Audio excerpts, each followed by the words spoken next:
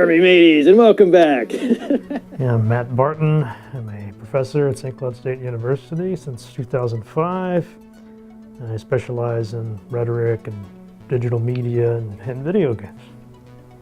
I got my PhD from the University of South Florida in Tampa. I'm in the process of creating a class about video game studies. I like to collect video games, consoles, and merchandise, books, whatever I get my hands on. It's a lot of fun. My dad was also a gamer, and I remember we would go to the little pizza place, and there was a video arcade, little mini arcade there, and there was this, I think it was Sinistar. I remember he would sort of pick me up, hold me up here on his chest, and he would fly the ship around, and my job was to smash the fire button. I always wanted to be an author. I love reading. Again, most of my family likes to read as well, and that was one of my dreams, is to write a book that they would read. As a kid, it's kind of one of my dreams, just to see a book with my name on it. And, I guess when I got a little older and figured out this is actually a real possibility, you could write a book, and just so happened there was some interest at the time. I guess there still is, but there wasn't a lot of books written about video games. So I thought, well, I know a lot about games. I know a lot of people that make games at this point. Why not write a book about that? I sort of started off in the blogging world and writing for online magazines. And it just so happened the magazine I was working for, a book publisher had contacted him just saying, hey, do you have any leads for me? And they said, how about this guy, Matt Barton, look at his stuff. And so it just kind of clicked, and they got in touch with me, and we did Dungeons and Desktops.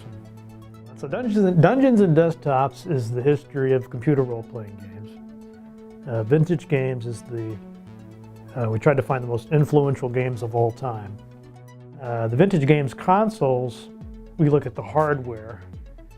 So we went back to pre-Atari all the way through the Nintendo days and Segas and Dreamcast. And, honoring the code is just interviews with game designers. So I was thinking about students that might want to go into game development, game industry, and now I'm working on the second edition of Dungeons and Desktops. But somebody suggested, why don't you guys do your own magazine? But once you started to put out the issues, it just started to get a lot of attention. So it became Armchair Arcade. My channel, my Matt Chat channel, started as a project for that. Thought, why don't I just make a video and put it up and see how that goes? Eventually I got better, and what I liked about it was that since I'm talking about video games, it's so much easier if I can just show the game, right, than to have to try to write about it and describe it. I've actually had a lot more success with the YouTube channel than anything else.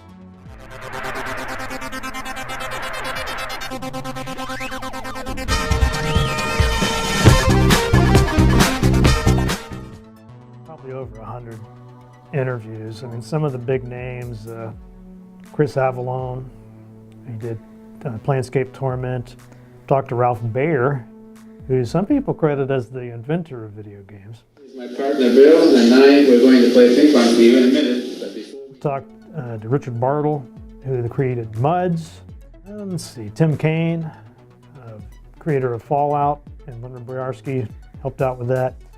Talked to John Van Canegum of the Might and Magic series, Lord British, aka Richard Garriott.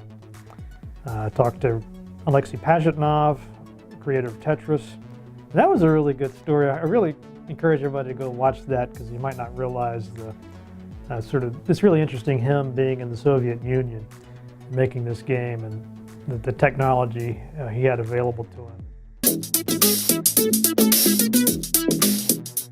I've done some of my own games, really more just for fun. It really felt good, making that and being able to put it out and other people playing it. I think it'd be a lot of fun to work with people and kind of try to inspire them to go on and make their own games. And when I first started, this was unheard of. Like a professor studying video games, you got to be joking, right?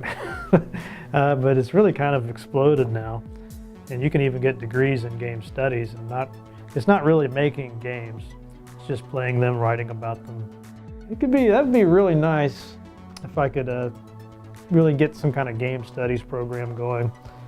for everybody, from if you want to do the academic stuff or if you want to make games professionally. You know, if we could do all this for people, I think it would be really nice.